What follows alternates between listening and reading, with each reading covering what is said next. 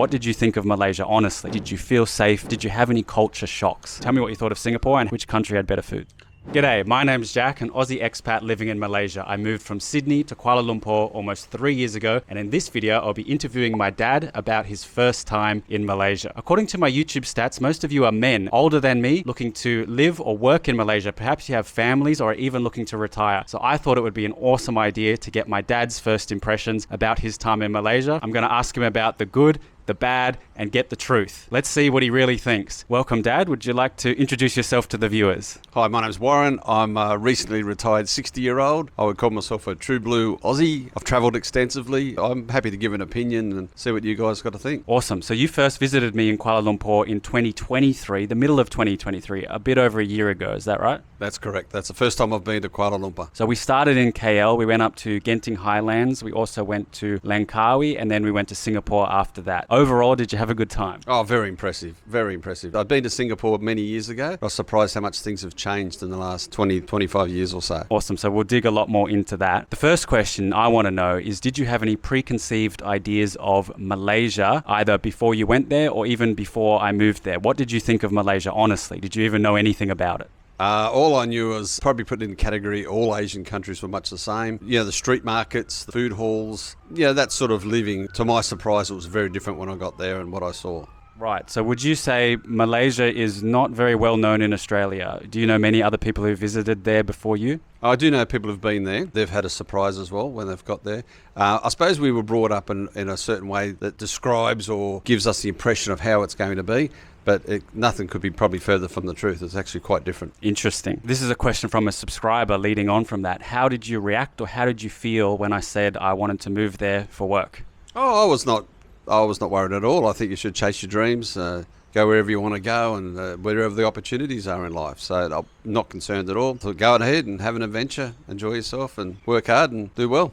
Awesome. So go where you're treated best, and hopefully you have supportive parents as well. Some of you don't, but sometimes you need to make a decision for yourself. So what were your first impressions about Malaysia when you landed at KLIA? I remember we picked you up from the airport. What did you honestly think? Okay, I was very impressed with the state of the airport, or state-of-art airport, how good it was. We had this preconceived idea that Malaysia was like very basic, and when you got there you got hassled by security staff or customs officers, and I wasn't too worried because I didn't have any contraband or anything illegal. But having said that, once we got there and we saw everything, I thought, wow, this is quite impressive. It's actually a very modern airport. We went off to lunch, I think the government house somewhere. And I'll tell you one thing, we'll probably get to it later, what I was impressed with. I didn't feel out of place at all. I moved in straight away. English was well spoken, which I was very surprised at. I forgot actually I was in a country, like I'm used to going to places in Asia or parts of the world that are non-English speaking. It gets a bit difficult to communicate sometimes, but none whatsoever. And I forgot all about it in Malaysia.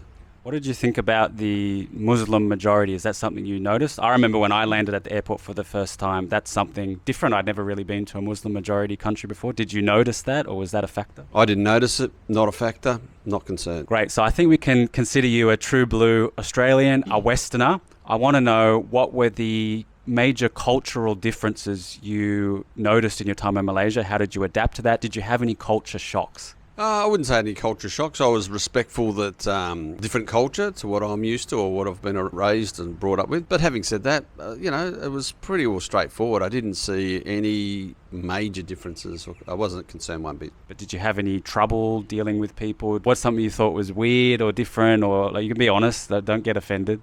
No, nothing really weird. But the traffic threw me. That was quite amazing. I was staggered how disorganised it is and how much of a sham. It's just mayhem. Luckily for me, I wasn't driving, so it wasn't too much of a concern to me.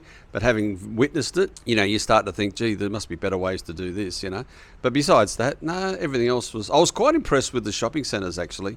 I couldn't believe how modern they are and the modern stores. I wasn't expecting that. I was expecting just your general stores, basic for your needs. But they had some very upmarket shops there. And This was before TRX, which is where I work, in the TRX building, built by Lend-Lease, an Australian company. So that is definitely a world-class shopping centre. So can you share some of your most memorable experiences in Malaysia? And particularly I want to touch on the luxury experiences, because I know you're someone, when you like to travel, you like to stay at resorts, the luxury all-inclusive. So your experience in Malaysia would have been quite different. But we did quite a few different things. I mean, you stayed with us in my apartment, so maybe you can comment on that. We went to Genting Highlands, which was definitely a different experience. We also went to Langkawi, and the rooftop bar also was a good memory for me. So what do you think? Okay, well, I suppose I was quite impressed with the accommodation, even staying in your apartment. I mean, the fact that you get a lift to the level and your apartment's on that level and that's it. You're the only person using that access to the unit. I was very impressed with that, like a penthouse situation. And staying at some of the other places, when we stayed at Langkawi, the resort there was very nice. Genting was an eye-opener. I was blown away by... This is a shopping centre with a theme park in the middle of it. Yeah. I didn't know that it even existed. It was fantastic, just a beautiful place and plenty of luxury. Eating's one thing, but staying somewhere, there's so many nice places to stay.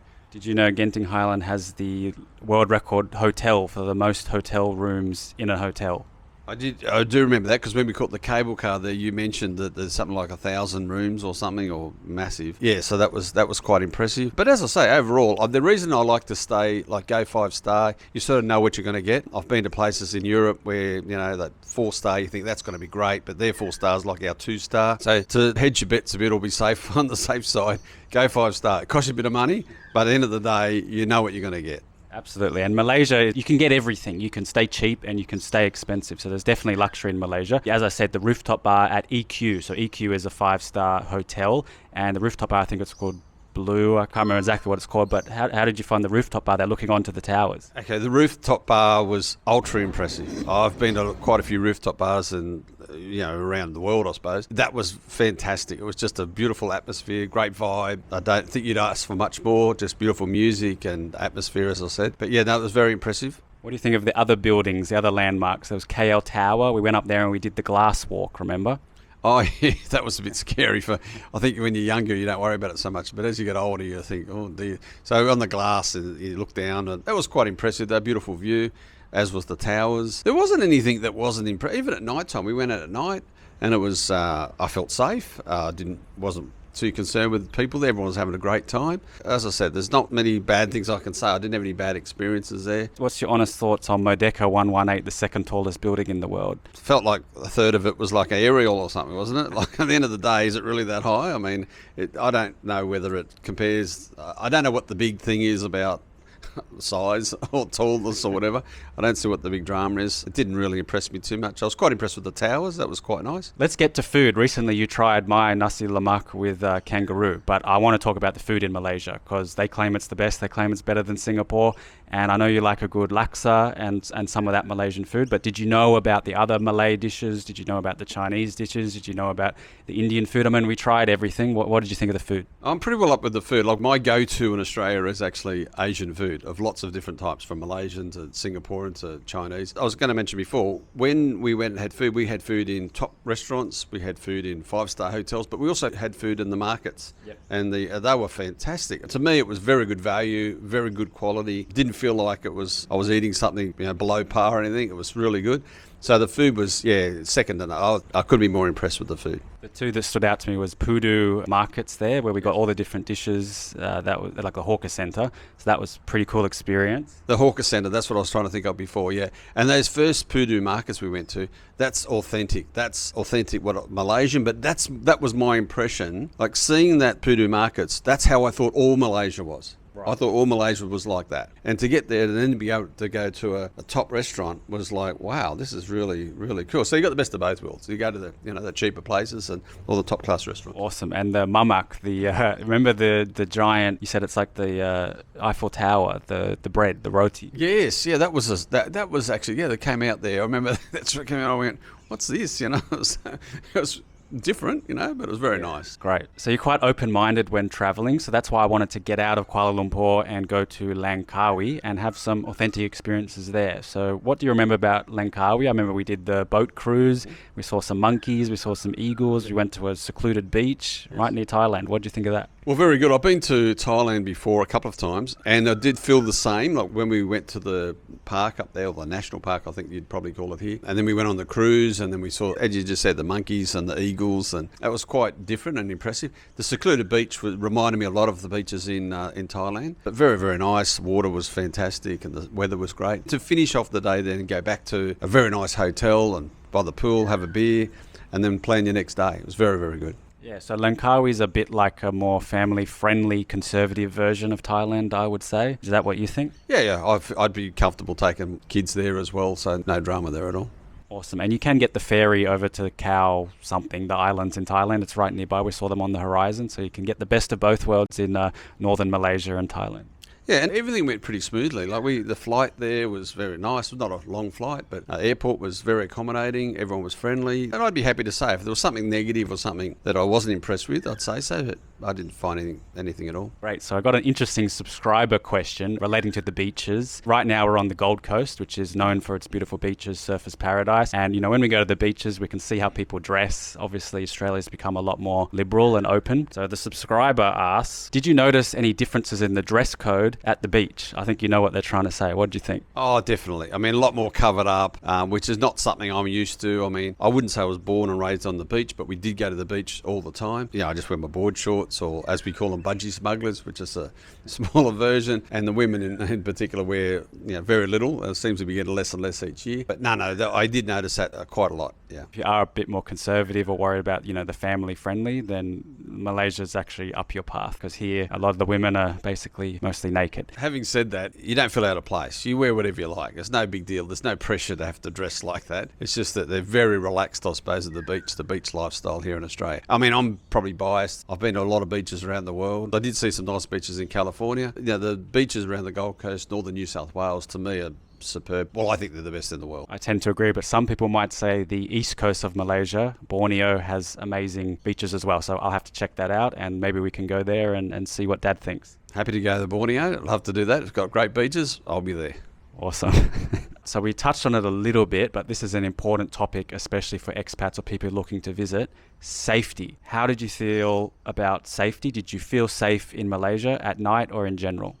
I felt safe the whole time. When we went to the city at night, and I'm always quite conscious, I suppose, at this age, you're brought up, you look over your shoulder a bit, see where your surroundings are. And when you're in a foreign country, you don't know whether you're a target, you probably stand out. But I didn't feel that at all. We went and took photos at night, walked around the lights and up the towers and all the rest of it. The only place I probably wouldn't go to, when I see some of the areas that are, I suppose you'd call them more basic areas, right in the city as well, I'd feel as if I was imposing on their area. And I thought, I'm out of place there, and it looks like it's not safe, but from what I hear, it's fine to go there. I respect the way they live. That's the way it is. But that's the only place I probably wouldn't go, but everywhere else felt no drama at all. Right, and we're both men, but what do you think about safety for women in Malaysia? Maybe it's a bit hard for you to say, but you have daughters. What do you think about safety in Malaysia? And did you notice, maybe at the time they didn't have it, but there's the female-only carriages on the train. What do you think about that? I'm aware of that. They're actually introducing that into a lot of places in Australia as well. I have just as much concern for my daughters or with women in Australia as what I would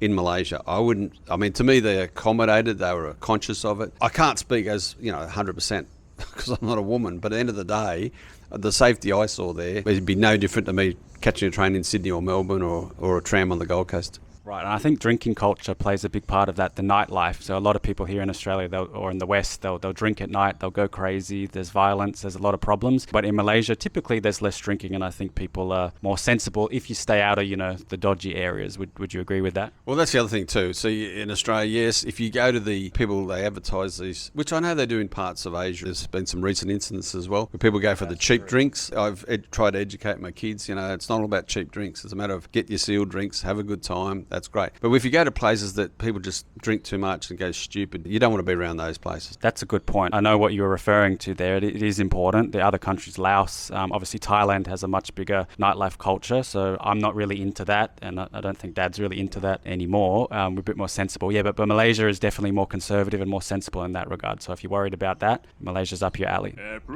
So after we spent time in Malaysia, we went to Singapore, and I personally had an awesome time. So I love Singapore. I just think it's very expensive and it's harder to relocate to and live comfortably on an affordable budget. But as I said, Dad loves luxury, and I'm pretty sure he loves Singapore. So tell me what you thought of Singapore and how it compared to Malaysia. Yeah, without trying to put Malaysia, second rung down, Singapore's just next level. As a matter of fact, I think a lot of places in Singapore are streets ahead of cities in Australia, which I didn't expect. I haven't been to Singapore for about 25 years, and in that time it's just got better and better. It has got more expensive for Australians because our dollar's so poor, but besides that, it was just fantastic. It was very well organised. You can get around the city easy. Transport was a dream. Wasn't chockers with traffic and noise and beeping cars, etc. And the tourist attractions there were second to none. The rooftop bar up the top of Marina Bay Sands is just fantastic. We went up there and had something to eat, and a quiet scotch, and that was very good. But I'd go back to Kuala Lumpur again as well, but I'd easily go to Singapore, no question. And the hotel we stayed at was a 5-star, very, very nice. One of the nicest hotels I've stayed at, and I think I've stayed at some decent ones. And the food there was superb. It was just a beautiful vibe, beautiful atmosphere, and very handy too, close to everything. So it was very impressive. Right, so we agree on that, but yeah, much more expensive. And if you go there for a week for a holiday like we did, not a problem. But if you were staying there for months, spending hundreds of dollars a night, might be a little bit of a different story. Like a lot of the major places in the world, New York and London and places like that, you question and think, how do people live? How can they afford to live here unless they're earning really top dollar? But, people do, but it is very expensive. So affordable luxury is not Singapore, but it's definitely luxury if you want that. Another hot question is comparing the food between Malaysia and Singapore. And I mean, we only spent a few weeks in both places, but tell the people, what do you think? Which country had better food? Oh, look, at the end of the day, I think the Singapore food there we had there, admittedly we ate all different places there, markets and that too. It was very good, similar to the Western world though, I would say. I found Malaysian food there more authentic. Okay. That was very much more the vibe of their culture, whereas Singapore just felt like I was in Sydney or Melbourne.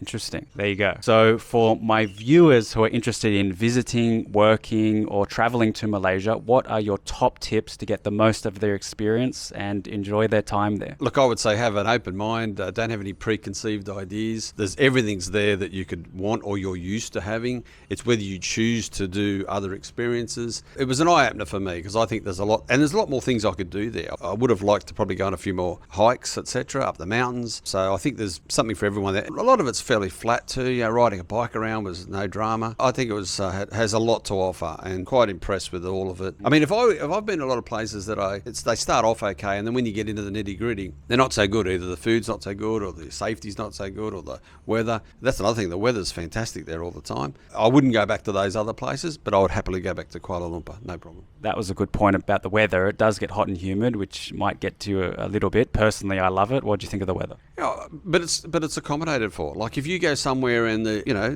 Vancouver at minus 30 degrees, people don't even worry about it because they've got heating. I know it's the opposite to Malaysia. Plenty of air conditioning. I didn't feel uncomfortable anywhere, so it was very good. That's why everyone's in the shopping malls, shopping centres all the time. Another thing I think you found interesting was the healthcare. My experience with healthcare in Malaysia. I just did a recent health screening, and maybe it's something you'd be interested in as well. What do you think of that? Definitely. I mean, I actually inquired a little while ago. I mean, I don't have any pre-existing conditions to my knowledge, and I thought maybe a full body scan would be a good idea, when you hit 60. It's sort of frowned upon here, and people think, or the doctor or the medical profession think, if you've got no symptoms, you shouldn't do it. But at the end of the day, I think if you found something early, you can address it. But the hassle to try and get something organised, the expense, it was very expensive just to get the 1.5 hour scan. And then when I found out in places like, I have heard of other places in Europe as well, where you can go there, you can effectively fly there, stay in a 5-star hotel, get your scan done, and have a holiday for a week, fly back to Australia, and it'd be cheaper than getting a scan on the Gold Coast where I live.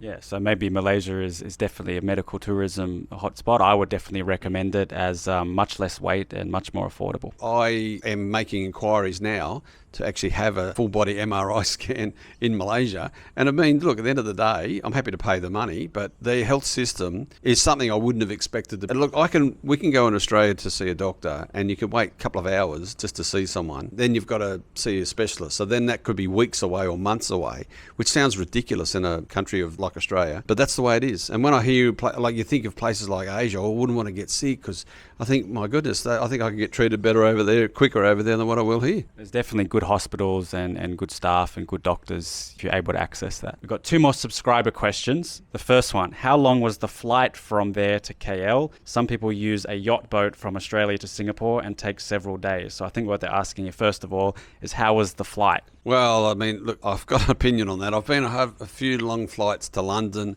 which I'll never do again. Even Vancouver recently, long flights, very draining. I found the flight not so. I went straight from Brisbane Airport to Singapore, and then stopped over in Singapore for probably only about an hour and a half or so, and then it's only like a 45 1-hour flight to Kuala Lumpur. The flight was no big deal. I did go at night thinking, oh well, I'll sleep, but I didn't sleep. That's just me. I think most of the plane did. But having said that, it's not that bad. There's longer flights, and the yacht comment. I don't know about getting a yacht from Australia to Singapore, but a cruise would definitely be right up your alley. Would you consider that? Yeah, definitely. One of the first things I did when I got back to Australia, I thought, right, next time I go, I'm going to fly there to Singapore or Malaysia, Kuala Lumpur, and then I'm going to, from Singapore, you can get a cruise back to Brisbane or Sydney, 16 nights. I'd find that great. That'd be very relaxing. Yeah, that would be amazing. So yeah, a few days, a few nights on a cruise, or about an 8 or 9 hour flight on the plane. Final subscriber question. I'm also interested in this. I think you've answered it, but would you return to Malaysia? Be honest.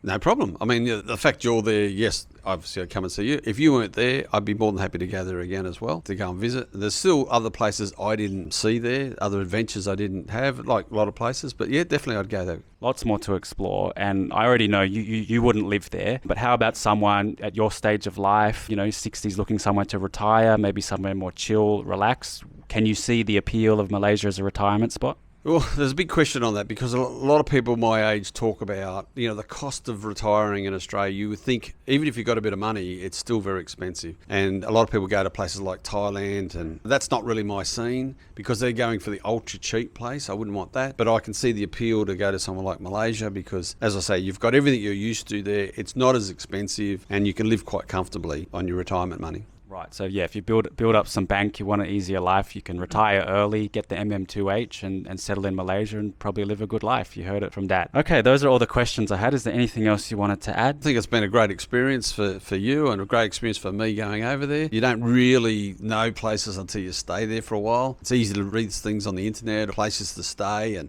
experiences, but until you do it, you don't really know. And there's been a lot of places in the world, I can tell you, where I've been, and I've actually been disappointed when I've got there because the hype was so good, and I think we got a lot of better places in Australia to go to, but Malaysia wasn't one of those places. It was great. It was an eye-opener for me. Awesome. Thanks so much, Dad, for your insights, and I hope you got a lot of value or something interesting from this conversation. We're happy to do more, so drop your questions in the comments if you have any. I'll ask Dad and we might do part 2. Thanks for watching. Subscribe for more videos about life in Malaysia. I post every 2 weeks. See you in the next one. Bye for now.